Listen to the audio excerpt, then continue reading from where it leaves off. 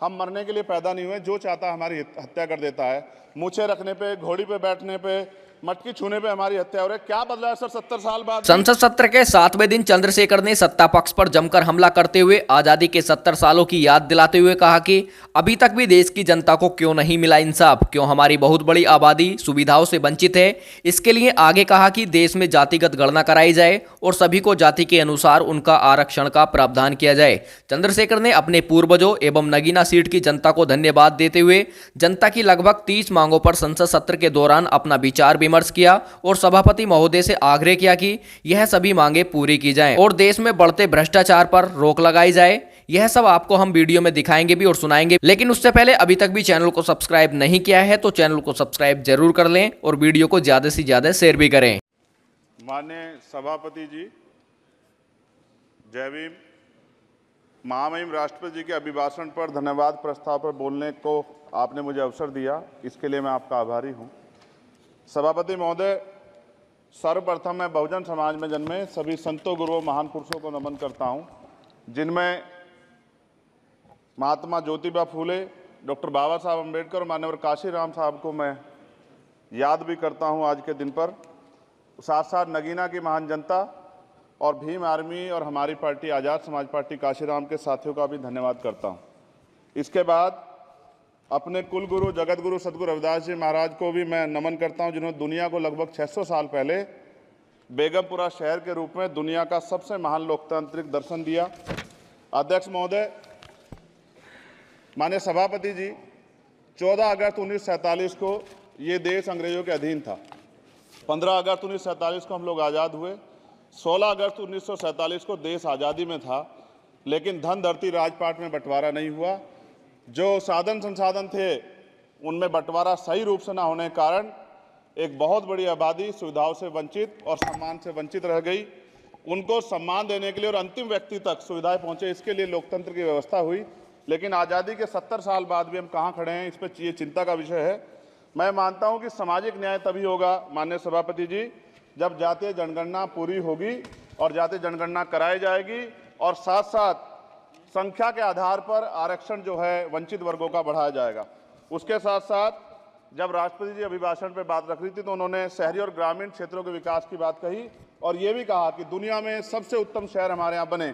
लेकिन माननीय सभापति जी, 70% आबादी तो गांव में निवास करती है, तो गांव की आबादी के बारे में भी सोचना होगा कि उनका जीवन कैसे बदले। माननीय सभापति जी, उच्च शैक्षणिक संस्थानों में बहुजन समाज के जो छात्र हैं उनके साथ कास्ट एट्रोसिटी हो रही है, निरंतर उनकी हत्या हो रही है। साथ साथ जो सरकारी कर्मचारी हैं दफ्तरों में, उनके साथ भी जो SC ST OBC और मुस्लिम और अन्य धार्मिक अल्पसंख्यक है, उनके साथ भी माननीय सभापति जी जातिगत और धार्मिक जो है शोषण किया जा रहा है। इसलिए मेरी मांग भी है कि पुरानी पेंशन को भी अध्यक्ष जी बहाल किया जाए। जो कर्मचारी देश की सेवा में लगे हैं उनका भी सम्मान होना चाहिए। साथ साथ सभापति जी, भाजपा ने चुनावी लाभ के लिए सबका साथ सबका विकास के नारे दिए जो खोखले हैं, क्योंकि 10 साल में दलित, पिछड़े, आदिवासी, मुस्लिम और अन्य धार्मिक अल्पसंख्यक के जो अत्याचार हुए हैं वो किससे छिपे हुए नहीं हैं। ये गलत है, ये बंद होना चाहिए। सभापति महोदय जी, महामहिम राष्ट्रपति जी के अभिभाषण में निजी क्षेत्रों में SC ST OBC को रिजर्वेशन देने का कोई उल्लेख नहीं हुआ है, जो कि आज चर्चा का विषय, क्योंकि 98% प्राइवेट सेक्टर है, 2% सरकारी सेक्टर है, तो 98% प्राइवेट सेक्टर में भी हमारी हिस्सेदारी की बात होनी चाहिए। माननीय सभापति जी, आशा कार्यकर्ताओं, आंगनबाड़ी वर्करों, भोजन माताओं के वेतन वृद्धि पे भी कोई उल्लेख नहीं हुआ है, वो भी अभी नंगे, उन पर भी सोचना पड़ेगा।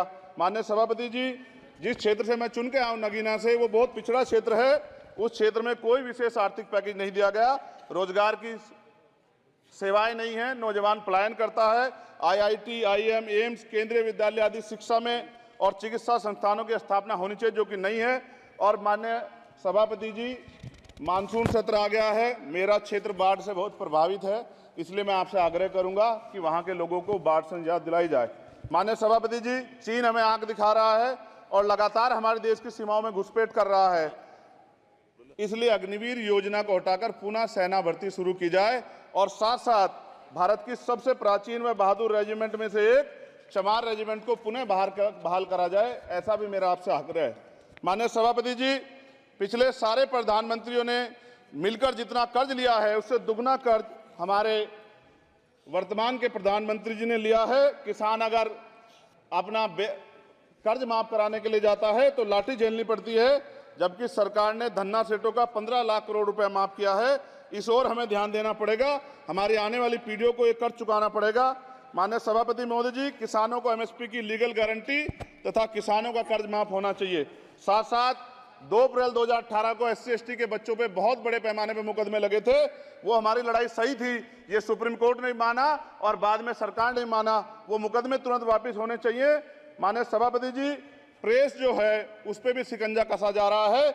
जो पत्रकार सरकार के खिलाफ बोलता है, नौकरी से हाथ धोना पड़ता है। और सोशल मीडिया हमारा हथियार है, उस पर तरह तरह के प्रतिबंध लगाए जा रहे हैं और विरोध करने वालों को सोशल मीडिया हैंडल भी सस्पेंड करा दिए जा रहे हैं।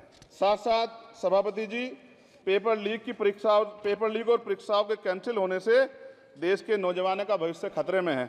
नीट, यूपी सिपाही भर्ती सभापति जी और 69,000 शिक्षक भर्ती में आरक्षण घोटाला हुआ है। कोई पूछने वाला नहीं, खून के आंसू रो रहे हैं बच्चे, बेरोजगारी का दंश युवा झेल रहे हैं।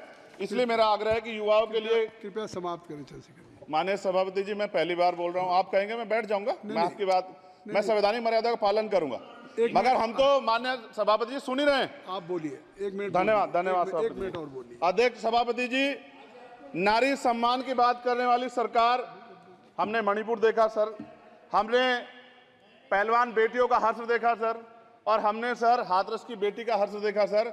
और हाथरस के परिवार को जो वादा किया था सरकार ने, वो भी पूरा नहीं किया। और महिलाओं में भी, स्पेशली दलित, पिछड़े और मुस्लिम वर्ग की, आदिवासी वर्ग की महिलाओं के साथ आज भी NCRB का डाटा कहता है सर, जो जुल्म हो रहा है वो सहनीय नहीं है सर। साथ साथ कोविड में तैरती, हमने कोविड में बहुत सुना सर, कोविड में तैरती लाशें भी गंगा में हमने देखी है सर, और मजदूरों का हाल भी हमने देखा है। सभापति जी, बस सब समाप्त कर रहा हूं। नोटबंदी पे छोटे मजले उद्योग की जो कमर टूटी वो भी हमने देखी है। सभापति जी, शैक्षणिक संस्थानों, विश्वविद्यालयों में, चिकित्सा संस्थानों में OBC ST के योग्य अभ्यर्थी को NFS करके जिस तरह निकाला जा रहा है, लेटरल एंट्री करके जिस तरह हमारे रास्ते बंद किए जा रहे, ये भी हम देख रहे हैं सभापति जी।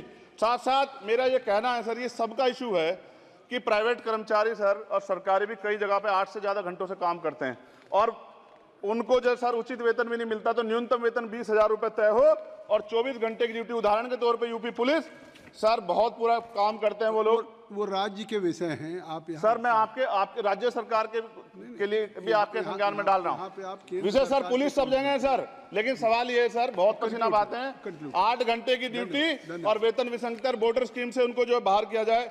माननीय सभापति जी, 1 मिनट चाहिए सभापति जी। राष्ट्रपति जी ने धर्म के बारे में बात की थी। राम मंदिर से पहले हमारे गुरुघर तुगलकाबाद का फैसला आया था राष्ट्रपति जी, वो सभापति जी अभी तक दिल्ली में स्थित सदगुरु रविदास जी महाराज का गुरुघर नहीं बना। साथ साथ सभापति जी, अपनी बात को खत्म करते हुए मैं आपसे कहना चाहता हूं कि जितना देश दूसरों का है सर, इतना हमारा भी है। हम मरने के लिए पैदा नहीं हुए, जो चाहता है हमारी हत्या कर देता है। मूछें रखने पे, घोड़ी पे बैठने पे, मटकी छूने पे हमारी हत्या हो रही है। क्या बदला है सर 70 साल बाद भी? दलित, पिछड़े, मुसलमानों पे हिंसा नहीं रुक रही है सर। मेरा आपसे संरक्षण के साथ ये आग्रह है कि इन घटनाओं को रोका जाए और देश किसी की बपोती नहीं है। देश संविधान से चलता है सर और संविधान से चलेगा। संविधान छेड़खानी बर्दाश्त नहीं की जाएगी सर। धन्यवाद।